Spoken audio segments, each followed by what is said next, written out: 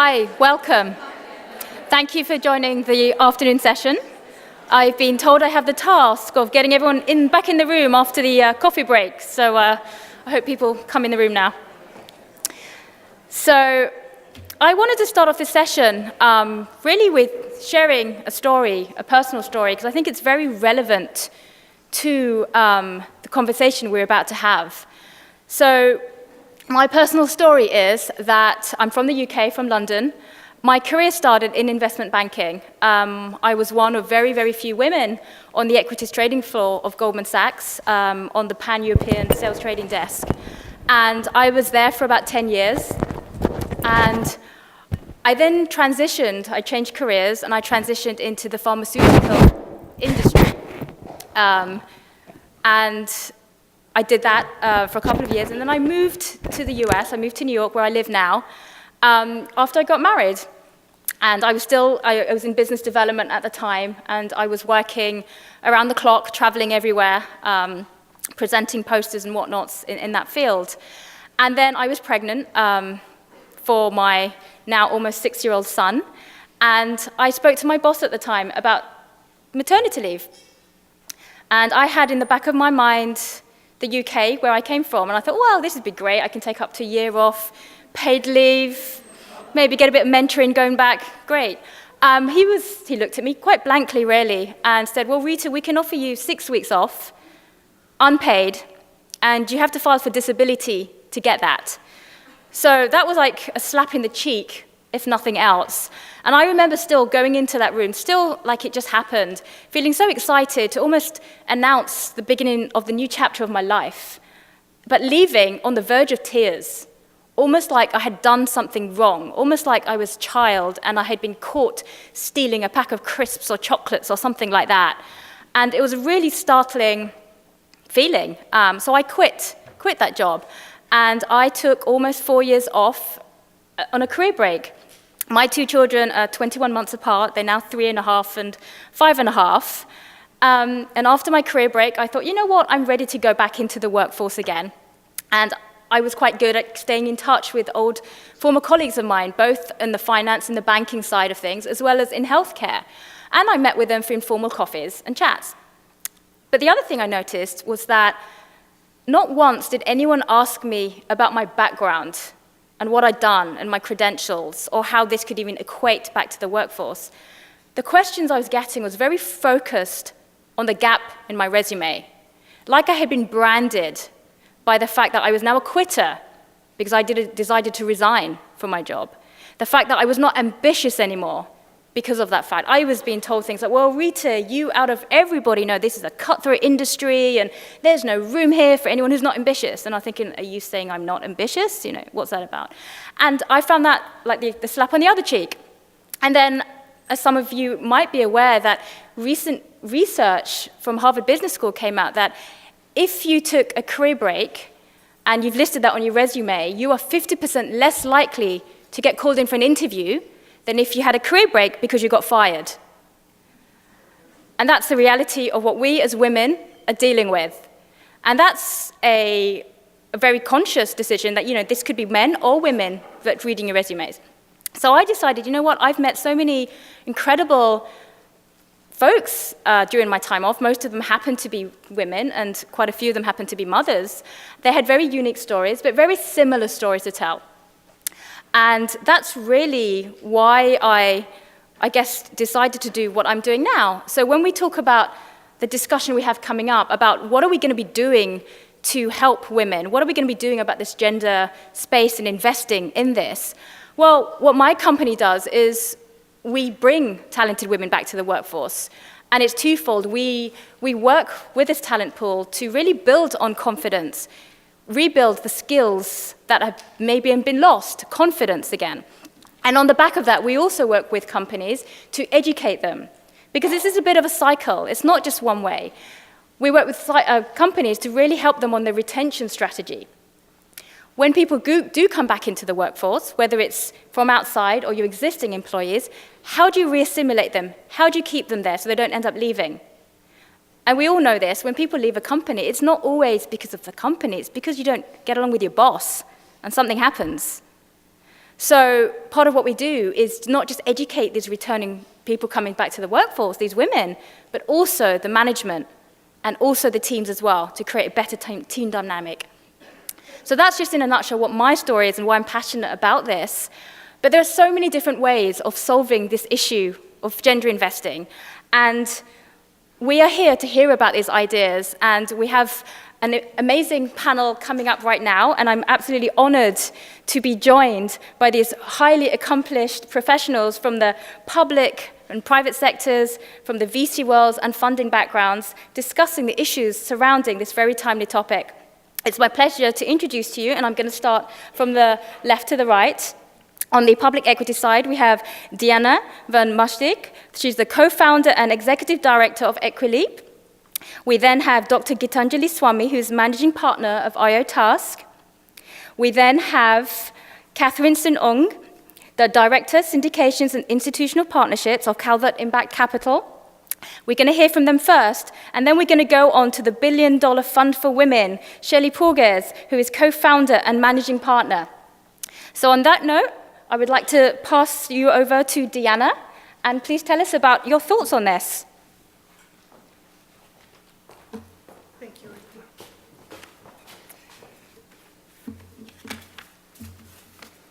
Thank you, and good afternoon. Now, this panel is about research and the research that is out there. So I thought I'd start with a couple of questions and research here in the room and ask you, how many of you have been to London? Raise your hand. Now, it's lots of finance people. Keep your hands up. Okay, how many of you have been to London and have taken the tube, the subway? And how many of you remember that warning? What is that warning you hear in the tube? You can mind the gap. That's where my story starts. Because a couple of years ago, I was thinking about that together with Joe Andrews, who lives in London. I live in Amsterdam. And we were both talking about how fed up we were of minding the gap. Now, we weren't talking about the gap at the London tube, but we were just very tired of constantly hearing that we have this incredible gap, part of what you also mentioned, Rita, which you sometimes show up in our CV, but a gap in pay, in gender pay, a gap in leadership, a gap in the type of works when it comes to gender in the economy. So we were discussing that and we're saying, are we going to continue at this rate? And the very sad news was that the World Economic Forum was telling us it's going to take, at the rate that things are going right now with gender in the economy, it's going to take 217 years for us to have gender parity.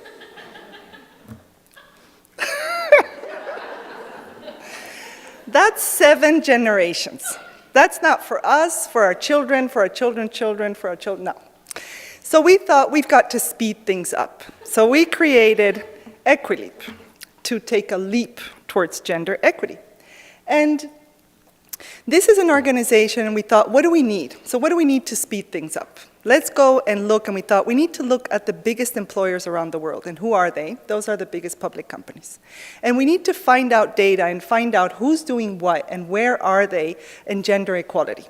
2 things we needed to do this was first a framework, so a gender equality scorecard that would allow us to really measure gender equality within the companies. And luckily we didn't have to start from scratch because there were already quite a few frameworks out there, including the Women's Empowerment Principles of the UN, that we could look at and we could inspire ourselves and see what are the things we're going to look at in order to be able to say, where are these companies on gender equality? So we developed this gender equality scorecard, and like you can see here, it's quite broad. It looks not only at gender balance in the board and executive levels, but it looks at it throughout the whole company. It looks at the promotion of women from the workforce to senior management. It looks at a number of policies. It looks at whether companies are giving parental leave to both mothers and fathers, paid, flexible working hours. Now, all of this, and this is what we put together, and then we said, now the second thing we need is data. So what we did is we brought into our database all the publicly listed companies with a market cap of 2 billion or more in 23 developed economies. That gave us 3,000 companies. This was all in 2016, and we started collecting the data that we could find. So some of this data is really difficult to find. And that were researchers were doing. And the other data, sometimes you can collect raw data, like women on boards, percentages on the executive level. And so we started collecting the data and doing the research. And we were quite tough with the companies, saying, if we go through your annual reports, your corporate social responsibility, and we don't find if you do or don't give parental leave to primary and secondary caregivers, you won't get points for that. But if we do find, we will start scoring you. So this is what we did. And last year, and then last week in London, we launched this annual Gender Equality Global Report and Ranking, where we have looked at the 3,000 companies and we say, who are the top 200? And what are they doing? What's the kind of score they're getting? Which are the countries? Which are the sectors? So the good news is that the transparency now is there, and we have these top 200, that this is available online on the Equileap website, and you can get it. The bad news is that even the top scoring companies, when we score them against this criteria, on average, they're getting a C+. So there's a lot of room for them to improve. The good news is last year they were getting on average C, so now it's a C+. But the interesting things, and I just wanted to very quickly share with you some of the things we found for this year. So for example, we found that not all companies have an anti-sexual harassment policy. But of the ones who do, 59% of the North American companies did. And in Asia, it's 30, and the laggers here are the European companies. Or for example, we looked at the gender pay gap, and we found that really only 5 companies in our whole database were publishing their pay for 3 levels in their bands, so let's say the work floor, the managers, and the executives, and they were able to tell us on those 3 levels there is equal pay between men and women. And here are 5 of the companies which were telling us this, and we were able to say these are the ones that are doing this. Another one is that we can tell you now that the top sectors of publicly listed companies are communications, financial, and utilities. But also comparing last year to this year, we can say that one of the sectors which is doing quite poorly, but it seems to be advancing quickly, is technology. And this gives me hope, because this kind of shows you that the sector that is getting a lot of critique is probably getting somewhat their act together. And we can do these kinds of charts where we see the 19 criteria on one side, and here it's divided by region, but we can provide this information per company, where we can then say their average scores between 0 and 100, they're scoring this way, and we can compare one company to the other. So this is the kind of data that we're doing. Now, why does this matter, and why do we think this is going to help us to close the gender gap in the economy? Because this is data that we're making available for free when it's the top 200, but we're actually selling to asset managers so that they can create investment funds and investment products with this data. We launched this, the first people who started launching a product with one of our funds did that last year in October. And since October, oh, not yet. That sheet's not there. But since October, we now have 620 million that is being invested in different products around the world following the Equileap data. And there is 4 ETFs, 1 gender bond, and a number of products that are really interesting. And the interesting thing, or the one thing that makes me the most excited about this, is that these are all products that are scalable. So we're talking here about the public assets, but all these products, especially the ETF, people can walk in there with 20 euros, $20, but they can also put in their millions, and these are all scalable so that we can include that. So I'll leave it at that, and thank you for your time. Deanna, thank you. So we've heard from your perspective that Equileap's research is not only widespread, but investigates 19 cross-sector gender equality criteria, as a result of which $620 million have been invested into this public income and equity products to date, which is fascinating. So thank you for sharing that. Gita, if I can move on to you, please tell us about your research from the VC side. Thank you. Hello? Okay, perfect. Now, I was told to beware because it would take a few minutes to move. But nonetheless, let me introduce myself. My name is Gitanjali Swamy, and to tell you who I am the woman who is going to ask you 3 very hard questions. But this presentation represents some of the work that I am doing with the Equals, United Nations Equals Global Partnership for reducing the digital gender gap. And I guess we have the wrong set of slides, but nonetheless, here are the 3 questions. The 3 questions that we have are, number 1, do we really understand the true cost of the lack of gender diversity and inclusion? And the second question that we need to ask is, are we really doing everything that we could possibly do in this context? And that means from the perspective of setting boundaries, from the perspective of setting the right economic incentives, and from the perspective of changing social norms. And finally, given these 2, are we in a position to genuinely create change, given what we have? So let's address these questions in order. And I'm going to move around the slides a little bit, so please bear with me here. The first question is whether, are we really doing, do we really know the true cost? And the answer is, well, let's give you some data here. It turns out, and I'm sorry, I hate when this happens. Okay, great. Turns out, women form more than 50% of businesses, new businesses in the United States, and about 30% globally. So yes, they're a very large participant, but what's really interesting about these businesses is women have 2x the capital efficiency, which means the amount of revenue that women generate for the same dollar is twice what men generate. We're just more efficient. Women also have a greater percentage of higher growth businesses that are growing more than 30%. And it turns out that gender diversity is actually good for business in terms of a 53% increase in return on equity, a 19% more increase in innovation revenue. Gender and diversity and innovation are highly correlated, and a 6% increase in net profit margin. So, and finally, there is a negative cost, and a pretty substantial one, to unfriendly, predatory, and non-inclusive practices.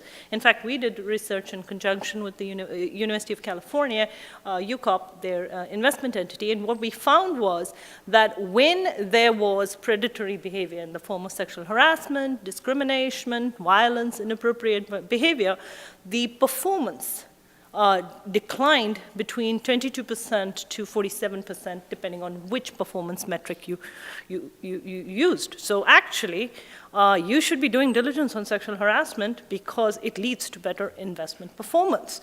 And you need to weed these things out, right? This is a very good business reason. So let's address the second question. And bear with me while I go back and forth here a little bit, which is, are we really doing everything that we should be doing? And great. And so the answer to that is, tragically, we aren't. And here's the case for it. First is, there's a huge disproportionality in the amount of investment into women. So more than 97% of venture-funded businesses have male CEOs, right?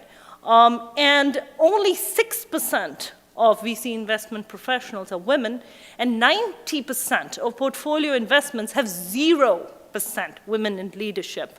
And it turns out women, even in just the seed funding ecosystem, have stagnated around 4%, despite a dramatic increase in the number of women seed stage investors.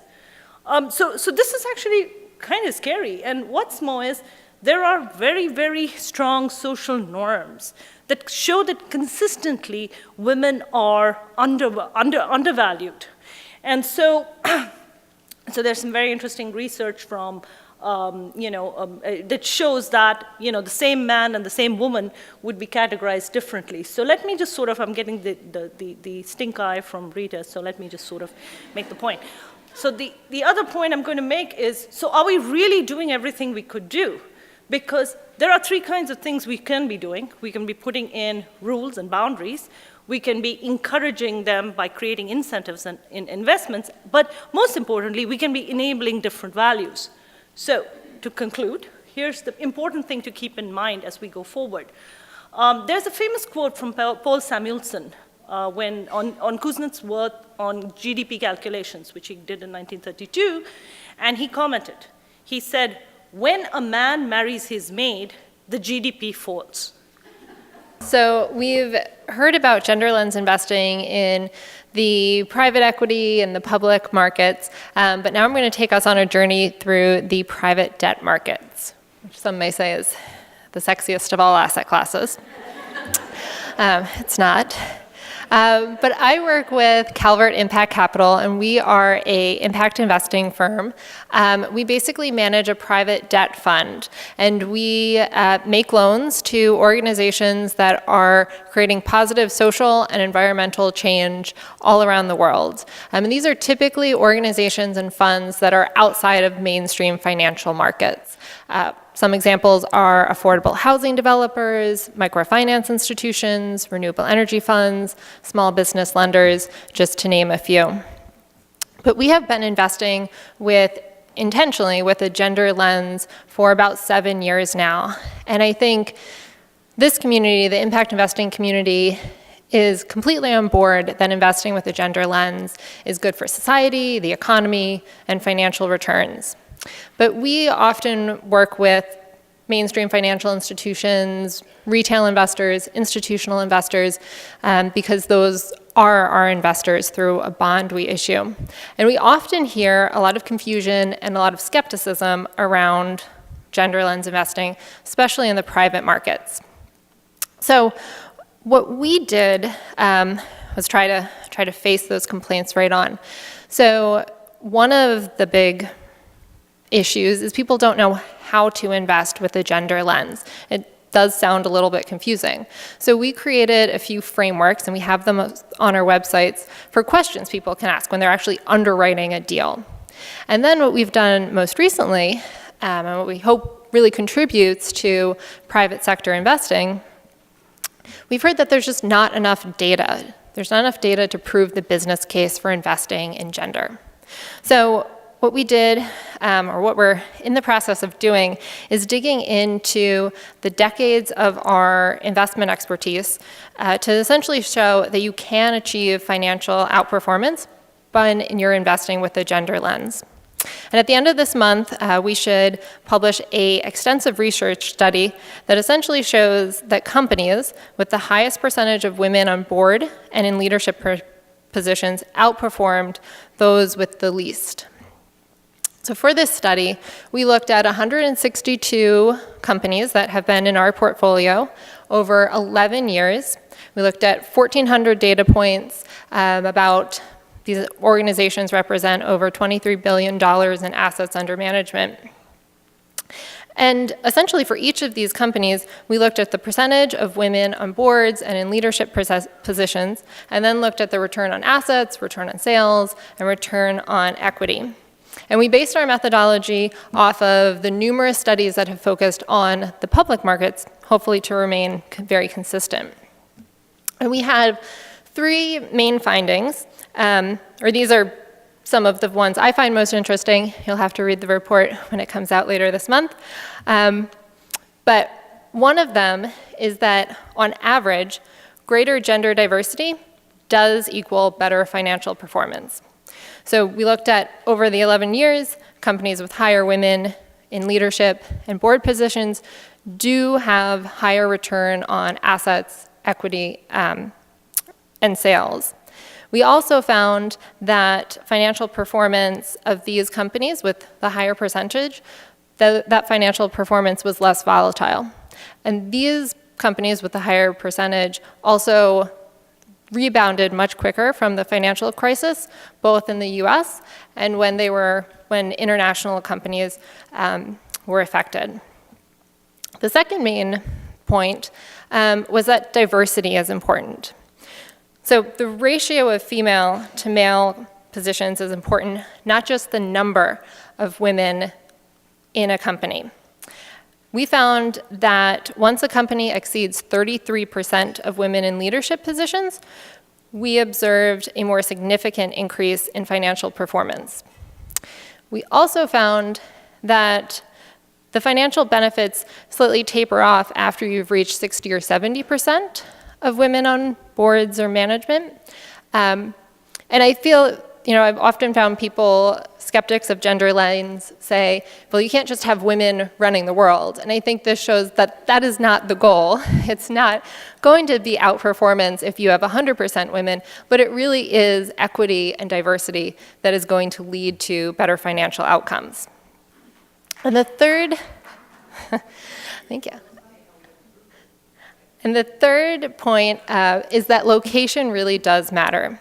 So women's participation in both leadership and board levels is significantly lower for our international clients. Just to give you an example, the bottom quartile of our US clients, when considering percentage of women in leadership and board positions, has an average of 1 woman per every 11 men, whereas our international clients average 1 woman per every 26 men. And it's similar for boards. In the US, it's 1 for every 7 men, where internationally, it's 1 woman for every 13 men. So part of what we find really exciting about gender lens investing is the potential to affect change. So this last finding, the difference in diversity between our US and international clients, shows that investors really have an opportunity not only to invest in diverse companies and take advantage of that financial outperformance, but also educate the less diverse companies about the value of diversity and the value of an inclusive workplace. During our due diligence for all of our companies, those that focus on gender, those that don't feel like they consider it, we ask questions about gender because we think it's critical to understanding their business strategy and also the potential they have for success. And we actually incorporate gender-based goals and milestones in some of our loan agreements to hold these companies accountable. So what we're really excited about this research is basically that now we have more proof that diversity and gender lens investing really does add financial value, especially in the private markets, since there's not been that much data out there so far. So thank you. Look forward to talking more. Katherine, thank you so much. So to sum up, you're saying asking questions about gender should be part of your standard due diligence process because it's critical to understanding the company's strategy and potential for success. And there is now data to back this up. So thank you so much. Now we've seen that women are in these markets. What can we do about it? Shelly has a $1 billion fund for women, so please enlighten us all. We want to find out what we can do. Thank you.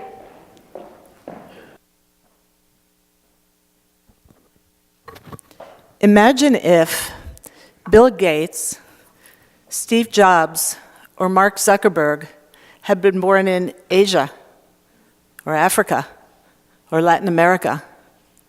Do you think they would have realized their potential? Now imagine if each of these great innovators also had a sister who was equally innovative, equally determined, equally hardworking, equally focused. Do you think she would have the opportunity to realize all of her potential? My former boss, Secretary Hillary Clinton, used to say that talent is universal, but opportunity is not. And that's what we at the $1 Billion Fund for Women are really all about. You could say it's like equaling the playing field, but it makes me think of a quote from Ruth Bader Ginsburg. Maybe some of you have seen the movie RBG, documentary recently made about her extraordinary life. When once asked, well, how many women should the Supreme Court have on it? She quickly answered, 9. And they said, well, wait, that's not fair. That's not gender balanced. She said, well, only for 250 years, and then we'll have parity. Because for 250 years, we've had 9 men until the first Sandra Day O'Connor was named to the Supreme Court. That was her way of responding. Well, we believe in diversity. We believe in, as we were hearing about all the results, there is a limit but the limit has not nearly been reached. So let me share with you what our vision is here.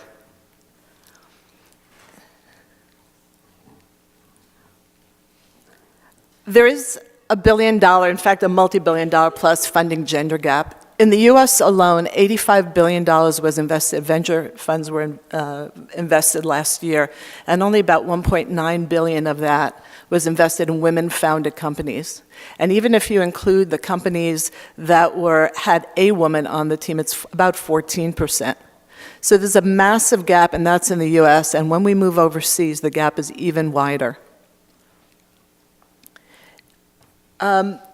And yet, as you've seen throughout some of these presentations, and I won't repeat it to spare the time and to allow for some time for questions later, every study that has been done on this issue, whether it's First Round Capital's review of their 300 companies that they invested in over the last decade, looking at the diverse companies that were founded by diverse teams and women-founded teams versus those that were male-only, they found over a 10-year period they had a 63% benefit, higher ROI on the diverse teams and women-founded teams than they had on male-only teams. So earlier, I think someone on the earlier diversity panel said, yeah, but I don't really believe that data drives investors' things because it's really a cultural thing. But somebody else said, yeah, but data can spark their greed, and greed does drive investor behavior. And I think we all know that. Investors are looking for returns. They may want to change the world, but they don't want to do it at the expense of their overall portfolios. Well, the good news here is that investing in women is not just the right thing to do, it's the smart thing to do. And, again, you've heard a plethora of data here as to why that's true. One of the interesting points, recent study, this is a brand new study that just came out about a week or 2 weeks ago, is that there's an estimated $1 million gap per startup getting funded. So these are some of the problems that we're seeing. And again, women-founded companies deliver higher ROI than all-male teams. You heard about the efficiency that Gita mentioned, in terms of money invested into women-founded companies. So again, won't recap all of that. Our solution is fairly simple. We have decided to mobilize a consortium of venture funds, a global consortium of venture funds, that are ready to pledge an incremental amount of dollars into women-founded companies. Our definition of women-founded company, not necessarily exclusive women-founded, although 20 to 30% we find are, but companies that are diverse, that not only have women founders on their leadership teams, but also on the cap table. Very, very important that women also have ownership. And we're doing it this way because one of the big gaps that we've seen is not only do women have the challenges of raising money that you've been hearing about, but so do the funds often that are investing in women. And believe it or not, there are now multiple dozens of funds that are doing that at one level or another. And we thought, what if we gave them a reason to increase their commitments? Let's start with the funds that are already investing in women-founded companies. Gave them a reason to increase their money, and then expose them to two new pools of capital that they don't often tap very effectively. One being the institutional funds, institutional investors of all sorts, and the other being high net worth individuals, whether it's through their family offices, their wealth managers, or directly. Now, on the latter, I think you all know that we're living through one of the greatest transfers of wealth we'll be seeing in our lifetimes over the next decade. In the US, that's estimated to be about $30 trillion, going from boomers mainly to millennials. But of that, $22 trillion is estimated to go to women. Why? Because the men usually predecease their wives, transfers to the wives, and then from the parents to the children.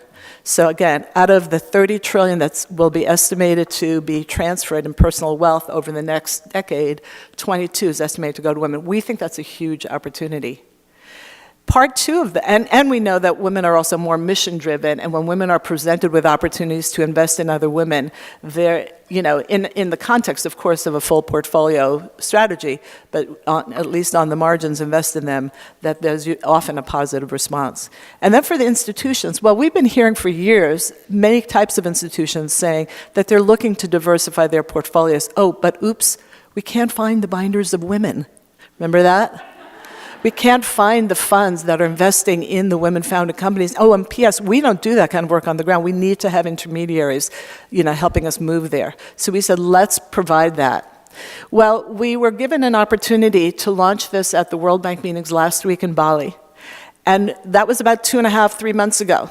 And we thought, how much could we possibly mobilize in that amount of time? And we thought, well, we'll give ourselves a stretch goal of $100 million that we would announce, first part of $1 billion, that we would announce by the time of the World Bank meetings last Thursday, literally a week ago. And I'm very happy to report to you that as of last Thursday, I think that's on my slide here, we reached $460 million in that, I think you'll agree, short amount of time, of pledges from companies, a lot of them US-based, I admit, for now, 4 Asian firms, 1 MENA company, 1 MENA fund, and one very exciting fund, the first ever fund of funds of 15 women GPs called Different Funds. So we have a total of 33 funds currently.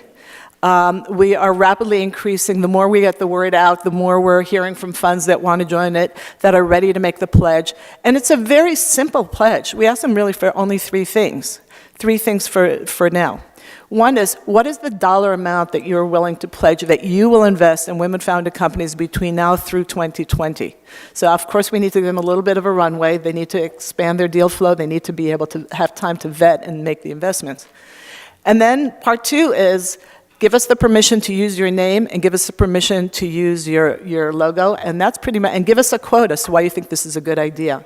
And that's pretty much it. It's very, very simple. We figured that in order to get to a big number, we had to remove the barriers to entry, make it super simple for them. So, where are we now? Well, we are moving on to our next phase. We launched at the World Bank meetings. We have quite a lot of interest from institutional investors now to look at these funds. I had meetings today, even while this conference was going, I had to run out for a bit, come back with one of their big investment bankers who also attended this event. And we have numbers of meetings with others. And we invite you to look at our website, thebillionDollarFund.org for now, and look at our funds, see if it makes sense for you. And if you know a fund manager or yourself are managing a fund, please reach out to us if this is of interest to you. We do not reveal what any individual pledges. We only aggregate them. A few of our funds have chosen to publicize it themselves because they're proud of the incremental commitment they're making. As an example, Gobi Partners, which is a $1.1 billion fund in China, came to Bali in order to do a signing ceremony with us. So they really wanted to let the world know that in contrast to their 16 years and only having invested $12 million in women, they're now pledged through 2020 to invest another $50 million. And we're excited when a fund chooses to reveal that, but we're not revealing those individual pledges. That's really up to the fund. So we are the $1 billion fund for women. We want to change the landscape, change the paradigm in which women founders are working in. And we want to contribute. Obviously, public equities are a much bigger asset class, but we in this sector, in our asset class, want to really accelerate the change that we see happening. So thank you very much. Shelly, thank you for that. Just before you leave the stage, Shelly, just got a question for you. For those of us in the room, can you give us some pointers of how do we invest in women, especially those of us who do not have the resources or the capital to be able to do that? What can some of us do to get involved? The 3 things we ask you to do is, first of all, spread the word. I mean, everybody in this room is in some aspect connected to the financial services industry if you're not actually in it yourself, so I presume you wouldn't have come to this conference. So spreading the word is really useful. I mean, we've had so many people reach out to us and say, hey, my brother-in-law is the head of that at the FT, or, whatever. So that's part 1, spread the word. Part 2 is refer funds to us, as I said, and very importantly, refer folks who are in a position to be investors, whether they're wealth managers, family offices, high net worth individuals, or importantly, institutional investors who are looking to diversify, because again, we not only have the individual venture funds, and we have funds that are both under 100 million, as you may have seen from our list before, as well as over 100 million, but we now also have a fund of funds of 15 women GPs. And by the way, what's interesting, I think, one of the things that's interesting about that, besides the fact it's the first ever fund of funds of female GPs only, but they're not all gender lens investors. 40% are gender lens investors. The other 60% are investing in an array of clean tech, fintech, blockchain, AI, and other sectors. So as with all women innovators, there's innovation that's going on across the board, and we want to bring that to market. Thank you very much. So when you invest in women, you are in good company.